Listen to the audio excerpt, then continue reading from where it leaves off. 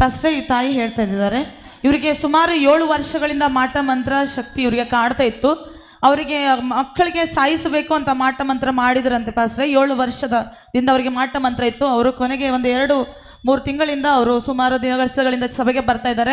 ಅವ್ರ ಮಗನು 5 ವರ್ಷದ ಹಿಂದೆ ಅವನ ಮಗನಿಗೆ ಮಾಟ ಮಂತ್ರದಿಂದನೇ ಸಾಯಿಸಿದ್ದಾರೆ. ಫಸ್ಟ್ 2 ಗಂಡು ಮಕ್ಕಳಿದ್ದಾರೆ, ಮತ್ತೆ 2ನೇ ಮಗನಿದ್ದಾನೆ. ಆ ಮಗನಿಗೂ ಕೂಡ ತುಂಬ ಇಂಜಿನಿಯರ್ ಅಂದರೆ ತುಂಬ ಓದಿದ್ದಾನೆ ಮಗನು. ಆದರೂ ಕೂಡ ಅವನಿಗೆ ಮೈಂಡಲ್ಲಿ ತುಂಬ ಮಾನಸಿಕವಾಗಿ ಮಾಡುವಂಥದ್ದು, ತಲೆಯೆಲ್ಲ ಸುತ್ತುವಂಥದ್ದು, ತಲೆ ಒಳಗಡೆ ಫುಲ್ಲಾಗಿ ಮಾಟ ಮಂತ್ರದಿಂದ ಕ್ಯಾರಲ್ ಬೀಳುವಂಥದ್ದು, ಈ ರೀತಿಯಾಗಿ ತಲೆಯಲ್ಲಿ ತುಂಬ ಪ್ರಾಬ್ಲಮ್ಗಳಾಗ್ತಿತ್ತು. ಆ ಮಗನಿಗೂ ಕೂಡ ಸಾಯಿಸ್ಬೇಕಂತ ಸಮಸ್ಯೆಗಳು ತಂದಿಕ್ಕಿದ್ರು. ಫಸ್ಟ್ ಆ ಸಮಯದಲ್ಲಿ ನೀವು ಹತ್ರ ತಂದಿದ್ರಂತೆ, ನೀವು ಪ್ರಾರ್ಥನೆ ಮಾಡಿದ್ರಿ.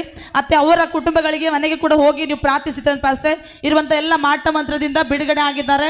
ಮತ್ತೆ ಆ ಮಗನಿಗೂ ಕೂಡ ಜೀವಹಾನಿದಿಂದ ದೇವರು ತಪ್ಪಿಸಿದ್ದಾರೆ ಅಂತ ತಾಯಿ ಸಾಕ್ಷಿ ಕೊಡ್ತಾ ಇದ್ದಾಳೆ. ಮತ್ತೆ ನೀವು ಹೊಲಕ್ಕೆ ಹೋಗಿ ಪ್ರಾರ್ಥನೆ ಮಾಡಿದ್ರಪ್ಪ ಅಷ್ಟೇ, ಅವರು ಫ್ರೂಟ್ಸ್ ಹಾಕಿದ್ರ ಹೊಲದಲ್ಲಿ, ತುಂಬ ಯಾವುದು ಕೆಮಿಕಲ್ ಹಾಕಲಾರ್ದೇ ತುಂಬ ಚೆನ್ನಾಗಿ ಬೆಳೆ ಬೆಳೆದಿದೆ, ತುಂಬ ಸ್ವೀಟ್ ಆಗಿ ಕುಂಬಳಕಾಯಿ ಟರ್ಬೂಸ್ಗಳು ಬೆಳೆದಿದೆ ಅಂತ ಸಾಕ್ಷಿ, ಟರ್ಬೂಸ್ಗಳೆಲ್ಲ ಬೆಳೆದಿದೆ ಅಂತ ಸಾಕ್ಷಿ ಕೊಡ್ತಾರೆ ಅಷ್ಟೇ. ಮತ್ತೆ ಅವ್ರು ಬೆಳೆದಿರಲಿ 10,000 ಸಭೆಗೋಸ್ಕರವಾಗಿ, ಸಭೆ ಕಟ್ಟಡಕ್ಕೋಸ್ಕರವಾಗಿ ಕಾಣಿಕೆ ತಂದಿದ್ದಾರೆ.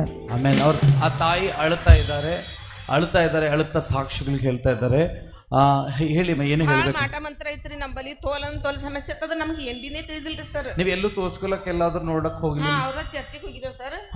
ಹೋದ್ರ ಅವ್ರು ಹಿಂಗೆ ನಮ್ಮ ಅಂತಂದ್ರು. ಮತ್ತೆ ಮನ್ವಿ ಸರ್ ಅಂದ್ರು, ಬರ್ರಿ ಯಾಕೆ ಬಿಡ್ತೀರಿ ಎಲ್ಲಂದ್ರು ಅಂದ್ರೆ ನಾವಂದೇವ್ ಸರ್. ಇನ್ನ ಅಲ್ಲಿಗೆ ಅಭಿಷೇಕ್ ಸರ್ ಮೈಕಲ್ ಹೇಳ್ರಿ. ಅಭಿಷೇಕ್ ಸರ್ ಬಲ್ ನಡ್ದಂದ್ರೆ ಮಮ್ಮಿ ನಡ್ದಾಳ್ರಿ ಸರ್. ಮತ್ತು ಅದಕ್ಕೆ ಹೊಂಟಿಲ್ರಿ ಅಂತ ಅಂದನ್ರಿ ಮಗ ಇದ್ದವ ಅವರು. ಮಾಟ ಮಂತ್ರ ಹೇಗಿತ್ತು, ಈಗ ಹೆಂಗಾಗ್ಯದ ಅದು ಹೇಳಿ. ಈಗ ಚೇಂಜ್ ಆಗ್ಯದ ಸರ್. ಏನ್ ಚೇಂಜ್? ಯಾರು ಬೀಳ್ತಿದ್ವು ಆಯ್ತು, ಮನ್ಯಾಗ ಸೂಜಿ ಬೀಳ್ತಿದ್ವು ಆಯ್ತು, ಇದು ಕಾಗಿ ಬಂದು ಒಂದು ಬಿತ್ರಿ ಸರ್ ಆಯ್ತು, ಹಂದಿ ಬಂದಿತ್ತು. ಆದರ್ಶಿಗೆ ಮಾರ್ಚ್ 6 ತಾರೀಕಿಗೆ ಸರ್, ಮಾರ್ಚ್ 6 ತಾರೀಕಿಗೆ ನಮ್ಮ ಮಗ ಸರ್ವಿಗ 5 ವರ್ಷ ಆಯ್ತು ಸರ್. ಇದು ಮಾಟ ಮಂತ್ರ ಮಾಡಿ ಅದು ನಮಗೆ ಗೊತ್ತೇ ಆಗಿಲ್ಲ ಸರ್. ಯಾರು ಮಾಡ್ಯಾರೋ ಯಾರು ಇಲ್ಲೋ ಅದು ಗೊತ್ತೇ ಇಲ್ಲ ಸರ್. ನೀವು ಬಂದು ನಡೆದು ಈಗ ನಮ್ಮ ಮನೆಗೆ ಏನೇನು ತೊಂದರೆ ಇಲ್ಲ ಸರ್. ಈಗ ಓಕೆ, ಚಪ್ಪಳೆ ತಟ್ಟದ್ರಿ. ಇವ್ರ ಮನೆಗೆ ವಿಸಿಟ್ ಮಾಡಿದ್ವಿ, ಅವಾಗ ನೋಡಿದ್ರೆ ನಿಮ್ಮ ಮನೆಗೆ ಏನ್ ಬಿನೇ ಇಲ್ಲ ಸರ್.